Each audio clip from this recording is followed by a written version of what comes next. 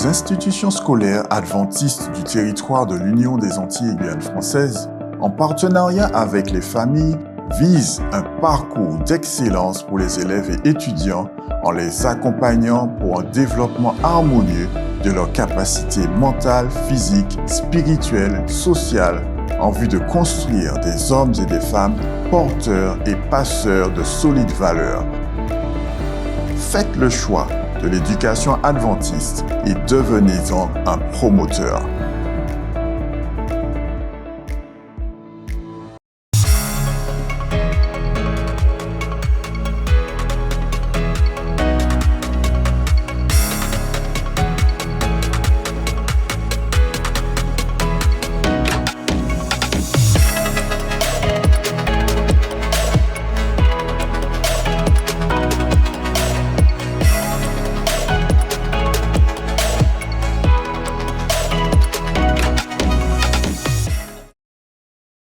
C'est la semaine de l'éducation, un moment mémorable et fort pour l'Église adventiste. C'est le moment pour nous de mettre en valeur tout ce que l'Église a à offrir en matière d'éducation et d'éducation adventiste. C'est pour cela que je suis très heureux de vous accueillir en ce jour. Le thème qui est retenu pour ce jour est tout simplement à la manière de Jésus. Vous savez comment certaines fois nous voulons faire les choses selon notre bon plaisir ou encore selon la manière que nous considérons les choses. Mais aujourd'hui, avec Marie-André Martias qui va nous entretenir sur ce thème, je suis persuadé que cela va révolutionner notre manière de procéder, notre manière de faire, et particulièrement en matière d'éducation. C'est pour cela que je vous invite à lui accorder une attention toute soutenue et surtout à mettre en pratique dans l'éducation de tous les jours ce que nous allons entendre.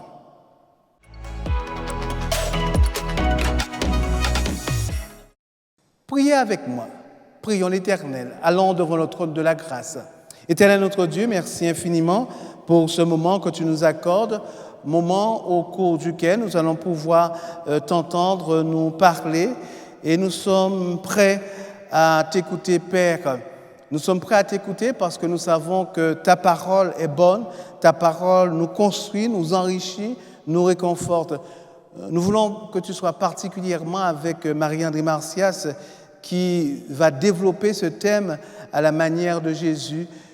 Nous savons que tu as été avec elle lors de sa préparation et tu lui permettras de délivrer un message fort et puissant, non seulement qui nous fera du bien, mais qui nous permettra de nous rappeler les valeurs véritablement de l'éducation chrétienne et comment Jésus-Christ l'articule lui-même. En tout cas, merci de nous écouter, merci de nous exaucer. Au nom de Jésus et pour ta gloire. Amen.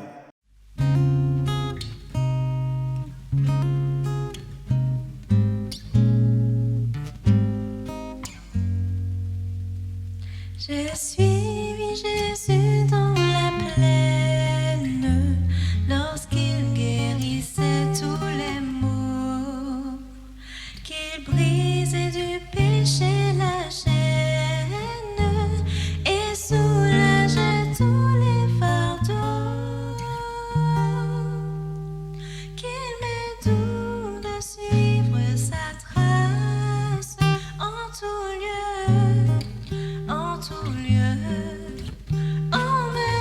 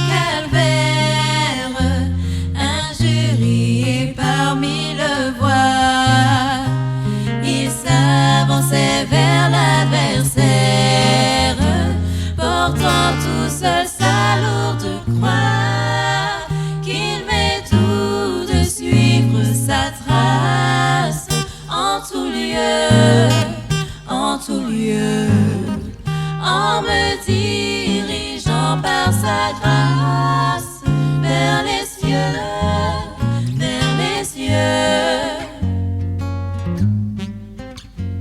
Je le suivrai toute ma vie, où qu'il aille en triomphateur, jusqu'à la céleste patrie, où tout est paix, gloire et splendeur, qu'il m'est doux de suivre sa trace en tout lieu, en tout lieu, en me dirigeant par sa grâce vers les cieux, vers les cieux, qu'il m'est doux de suivre sa trace en tout lieu, en tout lieu, en me dirigeant par sa grâce vers les cieux, vers les cieux.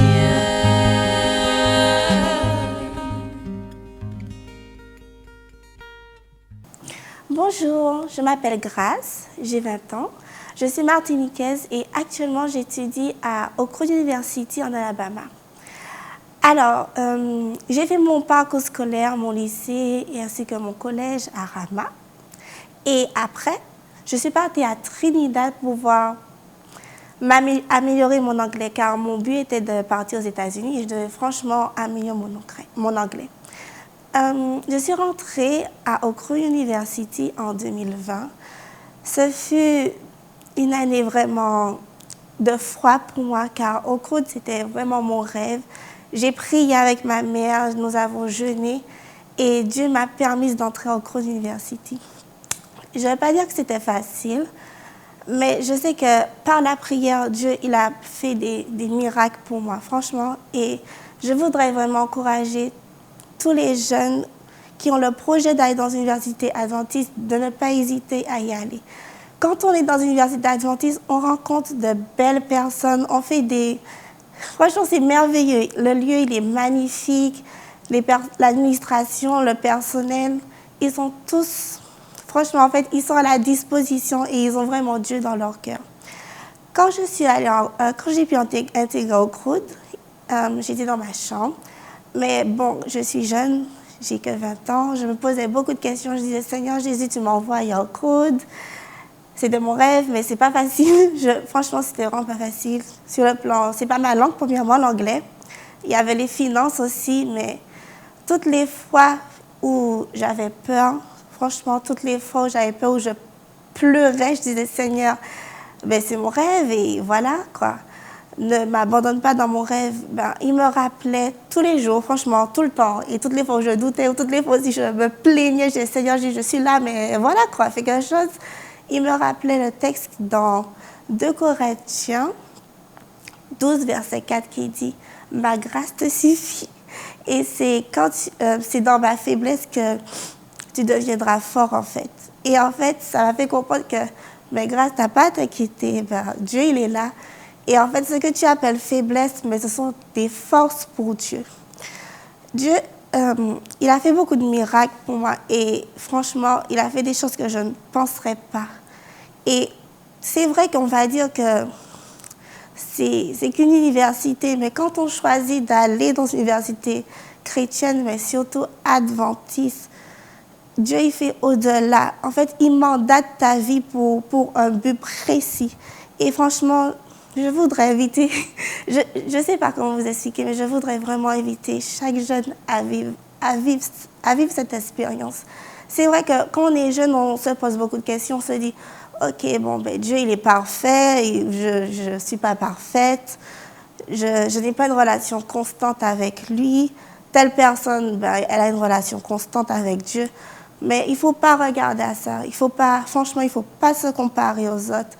Parce qu'en fait, Dieu, il est un Dieu personnel, il est un Dieu intime. C'est vrai que peut-être, je n'ai pas de relation, franchement, tout le temps constante avec lui, mais toutes les fois où je m'agenouillais, je disais, Seigneur, tu me vois, il y a peut-être pas la nourriture que je veux manger, il y a l'école qu'il faut payer. Ah ben, il me répondait. Et c'est ça, c'est vrai, c'est ça que je vous invite vraiment à vivre cette relation de foi avec Dieu. Où mon Dieu, il me connaît pour ce que je suis et il avance avec moi petit à petit et ensemble nous pouvons grimper les échelons. Donc ça, c'est mon histoire de Crowd. Et je voudrais également dire que quand on choisit de mettre Dieu en avant dans sa vie, ben en fait, tout est en notre faveur. Il y a rien qui nous sera impossible. Tous les bureaux, tout va s'ouvrir en fait. Moi, je suis française, je suis dans une université américaine. L'anglais, c'est pas ma langue natale. Ben, j'ai pu parler l'anglais. J'ai pu suivre tous mes cours. Le Seigneur, il a payé l'école pour moi parce que ben, ça coûte cher. Mais je ne me suis pas découragée par rapport au prix. J'ai dit, Seigneur, si tu m'envoies au Crowd, si tu me permets franchement de fouler le territoire américain, tu payeras mes études. Et chaque jour, il paye toujours mes études. Il m'a permis de comprendre l'anglais et il m'a permis également de réussir dans ma filière. Parce que moi, j'ai un bac en sciences et techniques sanitaires et sociales. Je n'ai pas fait beaucoup de maths, je n'ai pas fait beaucoup de chimie, je n'ai pas fait beaucoup de physique également. Mais j'ai dit, Seigneur, je veux entrer en biomédical pour être médecin. Donc, tu me permettras de comprendre la chimie, la physique, les maths, parce que ce sont tes sciences. Et comme j'ai décidé de mettre Dieu en avant dans ma vie, ben, il a fait au-delà. Quand je suis arrivée au Crowd, j'ai eu d'excellentes notes en biologie, j'ai eu d'excellentes notes en chimie, de la biochimie, alors que je n'ai pas fait du tout de biochimie. Ce qui m'a valu d'être parmi les meilleurs élèves de l'académie dans ma filière. Et je ne m'y attendais vraiment pas. Et Dieu, il fait... Franchement, si c'est pour raconter mon expérience au Crowd, ça prendrait du temps, ça prendrait beaucoup de temps. Et en fait, limite, moi, comme je disais à toutes les personnes qui m'entourent, ce que Dieu a fait pour moi, c'est tellement grand que je n'ai pas envie d'effrayer les autres et qu'ils se comparent après à moi. Mais je vous invite vraiment à aller et à dire, Seigneur Jésus, OK, voici mon projet, donc qu'est-ce que tu fais pour moi? Et à le laisser ouvrir les portes pour vous, à le laisser vous émerveiller chaque jour et à ne pas avoir peur d'aller dans nos universités. Nos universités sont des lieux vraiment magiques où des miracles s'opèrent, où, franchement, en fait, c'est tellement beau que je ne peux pas expliquer. Il faudrait vraiment le vivre pour comprendre, mais des miracles s'opèrent dans nos universités. Et quand on choisit de mettre Dieu au centre de notre vie, premièrement, tout est possible. Tout est possible. Il n'y a rien qui ne pourra pas faire pour nous. Donc ça, c'est vraiment ce que j'encourage chacun des jeunes à faire, à ne pas hésiter. Si vous avez un projet, n'hésitez pas d'aller dans nos universités. N'hésitez pas de proclamer le nom de Dieu. N'hésitez pas de vous mettre en avant et de militer pour la cause de Dieu parce que, en fait, vous serez gagnant dans tout. Donc ça, c'était mon témoignage. Et j'espère que ça vous aidera à prendre de bonnes décisions. Ça vous aidera également à mieux comprendre Dieu et à vous rapprocher de lui.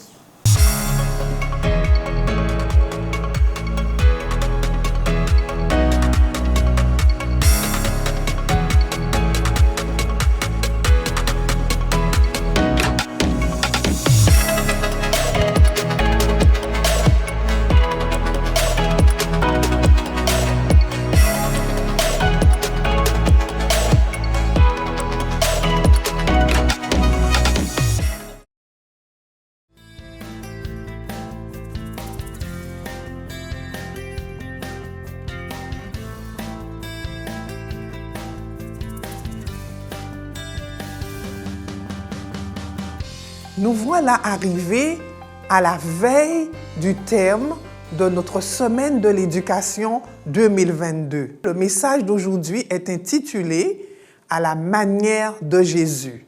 Ce message est préparé par Dr. Ella Smith-Simmons, qui est la vice-présidente de la conférence générale. À la manière de Jésus. Je vous invite à prier avec moi. Merci Jésus, merci notre Dieu, parce que tu veux nous enseigner à être des éducateurs, à la manière de Jésus. Aide-nous à comprendre l'essence du message que tu as pour chacun de nous ce soir. Nous t'avons prié dans le nom de Jésus et pour ta gloire. Amen.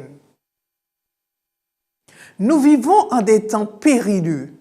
Ellen White dit dans le manuscrit 87 de l'année 1886, « Se préparer pour le temps de l'épreuve est important.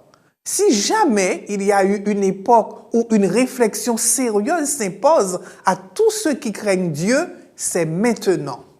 Il faut se demander qui suis-je et quels sont mon travail et ma mission en ces temps difficiles. De quel côté suis-je en train de travailler? Du côté du Christ ou du côté de l'ennemi? Comment répondez-vous à ces questions si fondamentales? Si vous qui êtes là aujourd'hui, quelle est votre mission? Les Écritures montrent clairement que Jésus représentait beaucoup de choses pour beaucoup de gens. Par exemple, pour le paraplégique de la piscine de Bethesda, Jésus était un physiothérapeute. Et nous trouvons cela dans Jean 5, les versets 1 à 9. Pour l'aveugle Bartimée, Jésus était un ophtalmologue. Et nous trouvons cela dans Marc 10, versets 48 à 52. Et pour la femme qui avait la perte de sang, Jésus était un guérisseur par la foi. Vous pouvez lire cela dans le livre de Matthieu 9, les versets 20 à 22, ou dans Marc 5, versets 25 à 34, ou dans Luc 8, les versets 43 à 48.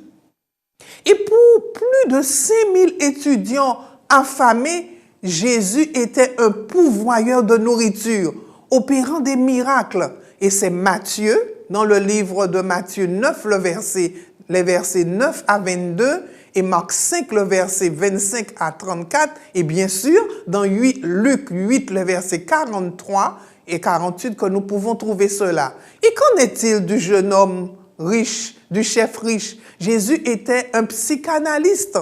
Lisez-le dans Matthieu 19, versets 16 à 23, entre autres. Et pour Zachée, ce collecteur d'impôts, Jésus était un coach de vie et un conseiller professionnel. Lisez-le dans Luc 19, versets 1 à 10. Il y a eu une femme qui était prise en flagrant délit d'adultère et Jésus était pour elle un avocat personnel et un défenseur public. Vous êtes invité à lire cette histoire dans Jean 7, le verset 53 et à 8, le verset 11.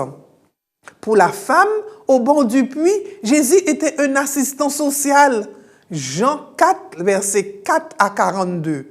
Qu'en est-il de Nicodème? Pour lui, Jésus était un guide intellectuel et philosophique. Lisez cela dans Jean 3, les versets 1 à 21. Pour l'aveugle de naissance, Jésus était un prophète. Jean 1, les versets 1 à 41 qui nous le dit. Et pour les apôtres, Jésus était un cuisinier, un conseiller économique et civique, un agronome, un spécialiste des ressources humaines, un coach comportemental et un physicien. Et pour les foules, Jésus est un prédicateur. Jésus a été celui qui a toujours été aux côtés de ceux qui avaient besoin de lui. Mais pour tous, Jésus était un enseignant. Il était d'abord un enseignant, ce qui souligne l'importance de l'éducation en tant que ministère et la nécessité d'une éducation adventiste du 7e jour pour tous nos étudiants. Les passages de l'Écriture, tels que nous le lisons dans Ésaïe 54, le verset 13, dans la version seconde, nous dit « Tous tes fils seront disciples de l'Éternel, et grande sera la postérité de tes fils. » Quelle belle aventure, quelle belle visée! D'autres traductions d'Ésaïe, dans Ésaïe 54, le verset 13, utilisent des choix linguistiques légèrement différents, mais aussi significatifs. La Bible nouvelle de Second nous dit « Tous tes fils seront disciples du Seigneur, et la paix de tes fils sera abondante. Waouh! Quelle belle déclaration, quelle belle opportunité, quelle belle vision. Dans d'autres versions, le Seigneur parle directement. Par exemple, dans la Bible en français courant, il dit « Tes enfants seront tous mes disciples. Ils vivront en pleine postérité. » Oh, c'est rassurant pour un parent, pour un éducateur. Et la Bible, parole de vie, dit « J'enseignerai tous les enfants et ils vivront dans le bonheur. » Ce texte des Écritures nous assure qu'il y a un enseignant direct de Dieu et que cet enseignement de Dieu assurera la bénédiction future qu'il a promise. Jésus s'est appliqué les paroles d'Ésaïe à lui-même et à son enseignement. Le titre de maître est celui qui était le plus souvent attribué à Jésus et celui qu'il semble avoir le plus apprécié. Le terme utilisé est didakalos en grec. Il est traduit par maître. Un commentateur a calculé que sur les 90 fois où Jésus a été directement abordé dans les évangiles, il a été appelé maître 60 fois. Vous vous rendez compte? Écoutez les paroles de Jésus dans Jean 13, le verset 13. Jésus dit: « Vous m'appelez maître et seigneur et vous dites bien, car je le suis. » En évoquant Ésaïe 54, le verset 13, Ellen White fait référence à Jésus comme étant le maître de l'école du ciel, maintenant, et lorsque l'école de l'Éden sera restaurée également. De plus, Jésus a appelé ses disciples à enseigner. Il leur dit: « Allez, faites de toutes les nations des disciples, les baptisant au nom du Père, du Fils et du Saint-Esprit, et enseignez-leur à observer tout ce que je vous ai prescrit. » Ceci se trouve dans Matthieu 28, le verset 19 à 20. Dans le Nouveau Testament, un enseignant didaskalos est celui qui enseigne les choses de Dieu et les devoirs des êtres humains, celui qui est apte à enseigner. Cela inclut certainement l'enseignement de nos enfants et de nos jeunes.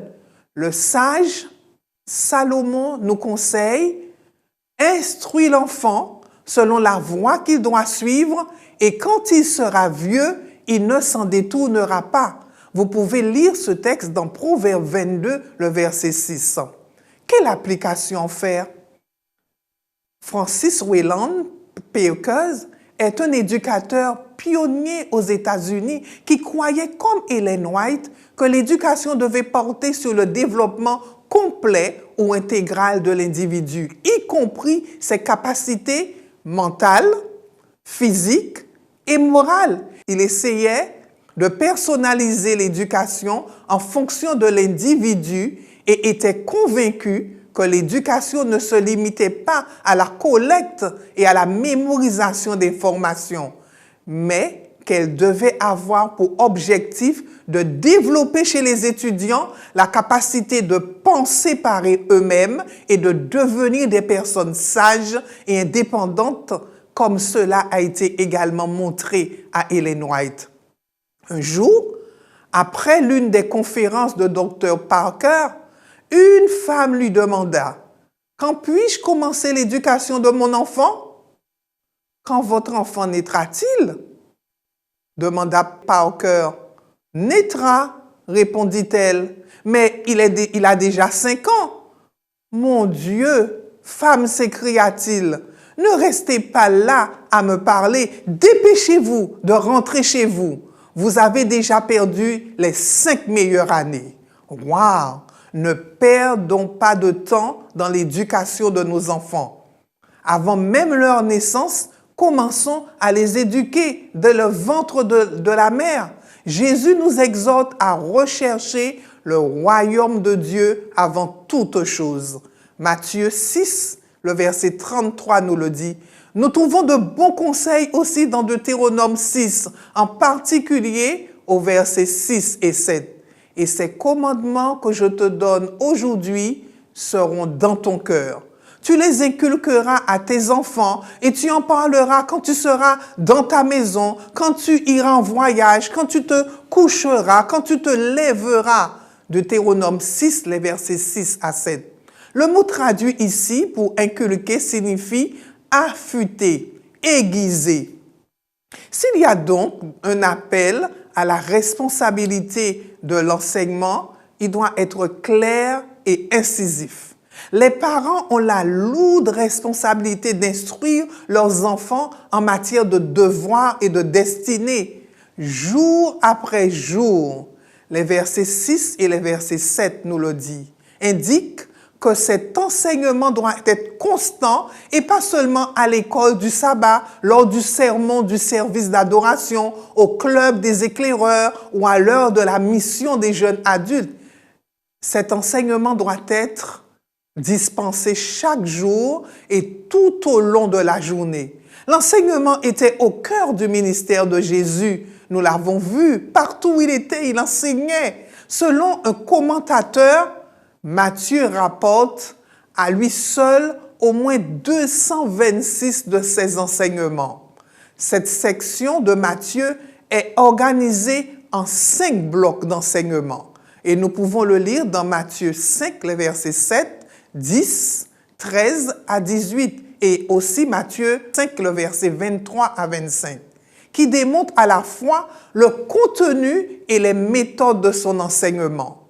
Le sermon sur la montagne est le premier et le plus long de ces blocs d'enseignement. Tous les évangiles décrivent Jésus comme un enseignant de premier ordre.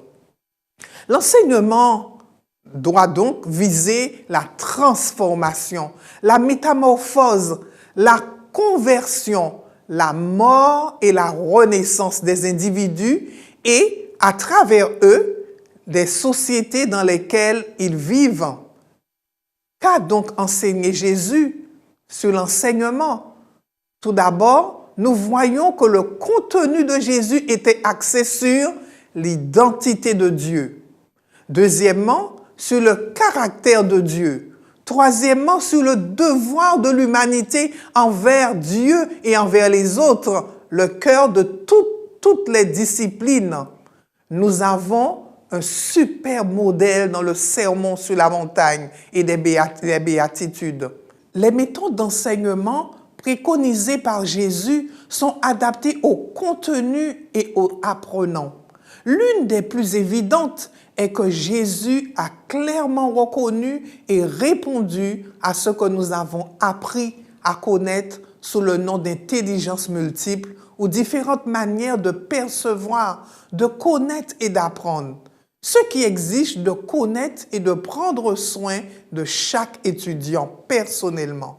L'éducation adventiste du 7e jour est modelée sur la manière de Jésus. L'éducation adventiste du 7e jour est fondée sur les Écritures, sur les conseils prophétiques également. Les 28 croyances fondamentales de l'Église adventiste du 7e jour est conçue pour suivre la manière d'enseigner de Jésus. Notre philosophie de l'éducation adventiste est claire. L'éducation, considérée dans le contexte du grand conflit entre le bien et le mal, est un ministère impliquant le foyer, l'Église et l'école. Au sens le plus élevé, l'œuvre d'éducation et l'œuvre de rédemption ne font qu'un. L'éducation adventiste du 7e jour est un impératif divin et non une option privilégiée. Elle est au cœur des processus rédempteurs de Dieu. Dans l'idéal de Dieu, tout son peuple devrait faire l'expérience du pouvoir transformateur d'une éducation centrée sur le Christ. Une telle éducation favorise le développement harmonieux des facultés physiques, mentales, émotionnelles, sociales et spirituelles. Elle s'adresse à toute la personne d'une manière globale et s'étend sur toute la période de l'existence accessible aux êtres humains, y compris l'éternité. Waouh! Quel projet de Dieu! Son but est de cultiver chez les étudiants un caractère illustrant les principes d'amour, de grâce, de vérité, d'obéissance, d'honneur, d'intégrité, de justice, de diligence et de pureté qui fera d'eux des disciples efficaces de Jésus et une force positive pour la stabilisation, l'édification et l'élévation de la société. La source de cette éducation a pour fondement la parole de Dieu. La piété, c'est-à-dire la ressemblance à Dieu, est son but. Chaque être humain est créé à l'image de Dieu et est doté d'une puissance semblable à celle du Créateur. Quel privilège! Vraiment le privilège. La véritable éducation est conçue pour développer ce pouvoir, pour développer des penseurs qui ne sont pas des simples réflecteurs des pensées des autres. Ellen White nous le dit dans le livre Éducation. Elle l'a appelé l'intelligence spirituelle.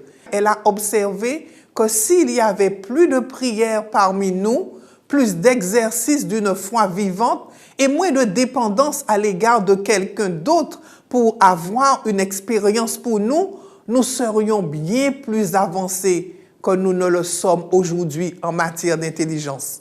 Quel objectif pratique que le Seigneur voudrait que nous ayons, une maturité personnelle avec Dieu, une dépendance personnelle.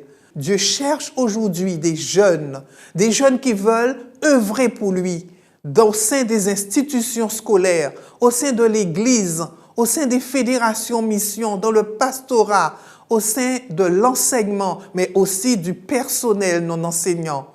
Vas-tu entendre cet appel de Dieu? Il a besoin de jeunes éducateurs, de jeunes enseignants, de jeunes qui œuvrent pour le Seigneur au sein des institutions scolaires. Alors que nous sommes en train de préparer la relève, tu voudrais bien répondre à l'appel de Dieu en appelant au sein de ta fédération mission et en t'inscrivant dans ce vaste projet afin que très bientôt que tu gagnes les rangs des éducateurs qui enseignent et qui missionnent pour le Seigneur.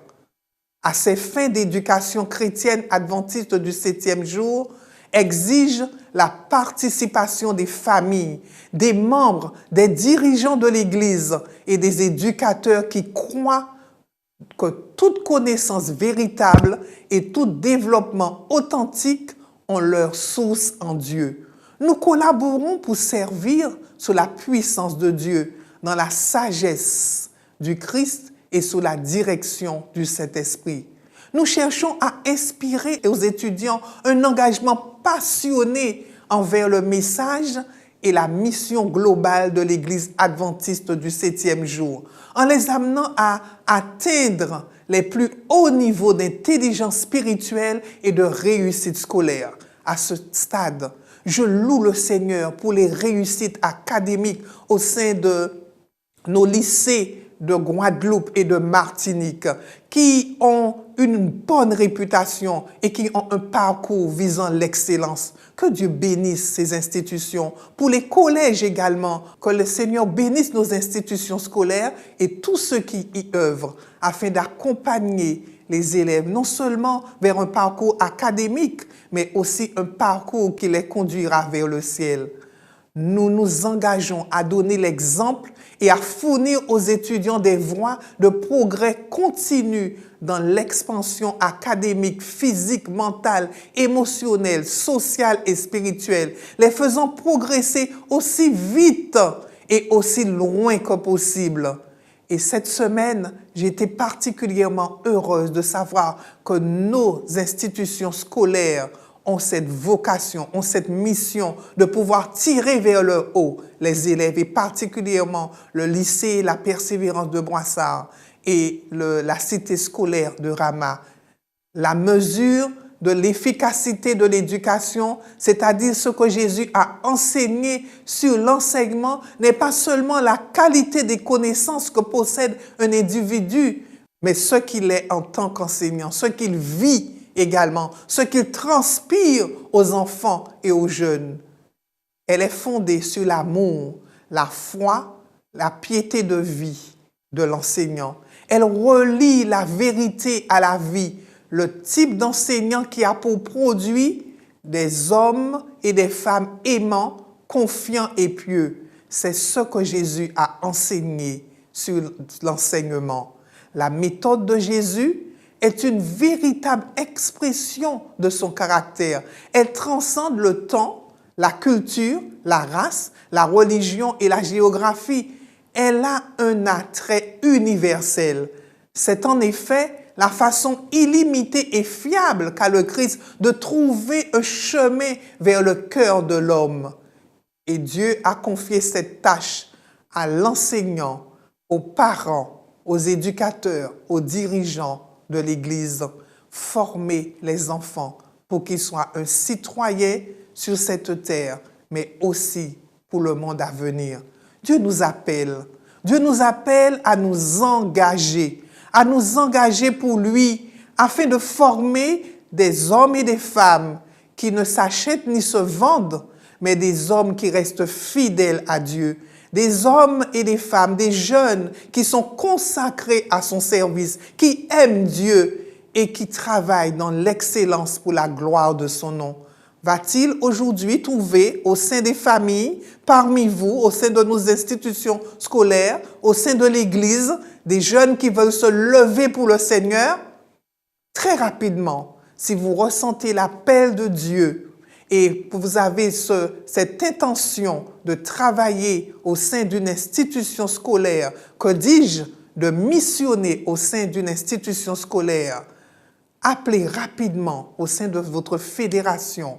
Allez dans un établissement scolaire, faites-vous connaître, car nous recherchons des jeunes qui ne s'achètent ni se vendent, qui ont un projet de vie en coopération avec le Seigneur. Qu'il nous bénisse tous et qu'il nous aide alors que Jésus revient très bientôt. Je vais simplement, avant de vous quitter, partager avec vous le témoignage d'un parent. En fin de compte, les écoles adventistes sont entièrement focalisées sur la sagesse de Dieu par opposition à l'acquisition des simples connaissances humaines. C'est ce que je veux que mes enfants emportent avec eux. C'est aussi ce que notre famille religieuse et Dieu veulent pour eux. Le sage l'a bien dit. Voici le commencement de la sagesse. Acquiert la sagesse avec tout ce que tu possèdes. Acquiert l'intelligence. Ceci se trouve dans Proverbe 4, le verset 7. C'est la base de l'éducation adventiste. Elle vaut la peine de se battre pour la conserver et de se sacrifier pour elle. C'est un cadeau du ciel que chacun de nos enfants mérite. Alors vous direz certainement, mais je n'ai pas d'argent, la conjoncture actuelle est difficile. Parents, faites montre de foi. L'éducation est une question de foi. Nous serons prêts bientôt à vous accompagner les familles qui ont des difficultés réelles afin de les aider. Nous avons ce projet spécifique et prions pour que Dieu nous aide à le réaliser dans ce contexte particulier, à mettre en place des bourses pour les familles qui sont très nécessiteuses afin de les aider à s'engager avec leurs enfants dans l'éducation adventiste scolaire. Nous voulons que Dieu vous bénisse et que Dieu vous aide à être des femmes inspirées, des hommes inspirés, des éducateurs inspirés et à avoir des enfants qui s'engagent pour le Seigneur dans la voie de l'éducation adventiste. Alors que cette semaine va se terminer demain, nous vous invitons à faire des plans et projets afin que vos enfants soient au bénéfice du sang de Jésus, qu'ils soient inscrits dans une école adventiste et que vous soyez des promoteurs de cette éducation holistique et de cette éducation novatrice pour la gloire de Dieu. Qu'il vous bénisse tous. Voulez-vous que nous prions ensemble? Père éternel, merci pour ce message à la manière du Christ que ta servante nous a présenté ce matin et qui a été écrit par la sœur Ella, qui est la vice-présidente de la conférence générale. Merci pour cette inspiration divine. Merci pour les témoignages. Merci parce que Jésus nous a donné un exemple concret, comment il était sur le terrain. Et l'éducation adventiste voudrait préparer des hommes et des femmes, des jeunes qui soient opérationnels pour Jésus. Et aide-nous à sortir de nos murs. Aide-nous à apprendre nos jeunes à être au service des autres, à être complets. Seigneur, nous te disons pardon. Pardon pour les erreurs commises en matière d'éducation, pour nous-mêmes et pour nos enfants. Aide-nous à y remédier. Nous avons besoin de ton Esprit Saint afin de nous y aider. Merci Seigneur pour cette semaine de l'éducation et qu'elle soit tout en ton honneur. Nous t'avons prié dans le nom de Jésus et pour ta gloire. Amen.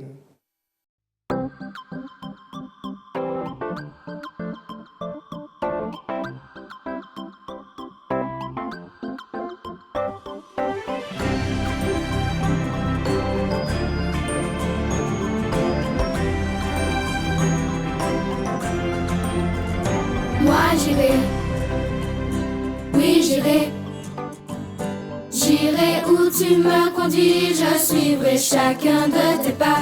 Moi j'irai, oui j'irai, j'irai partout dans le monde et ton amour je répondrai, où j'irai.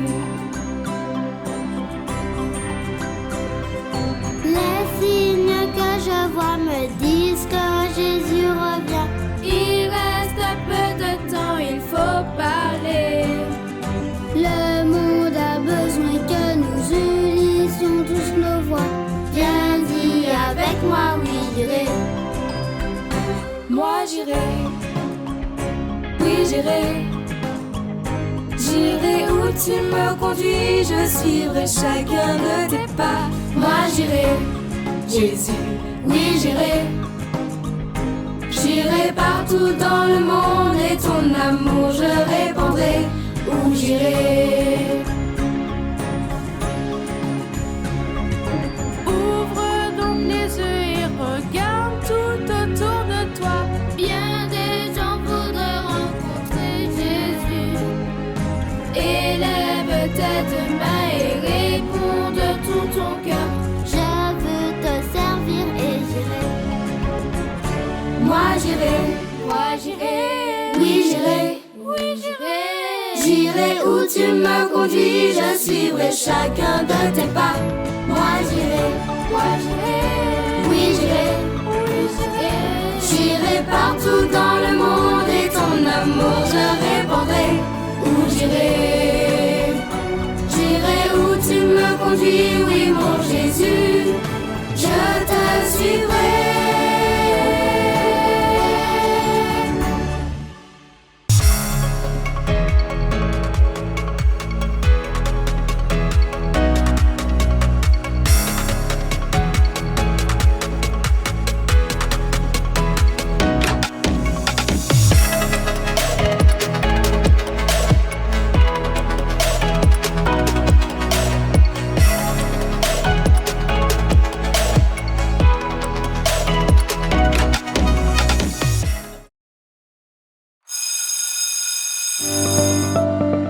Nos institutions scolaires adventistes du territoire de l'Union des Antilles et Guyane françaises, en partenariat avec les familles, visent un parcours d'excellence pour les élèves et étudiants en les accompagnant pour un développement harmonieux de leurs capacités mentales, physiques, spirituelles, sociales, en vue de construire des hommes et des femmes porteurs et passeurs de solides valeurs. Faites le choix de l'éducation adventiste et devenez-en un promoteur.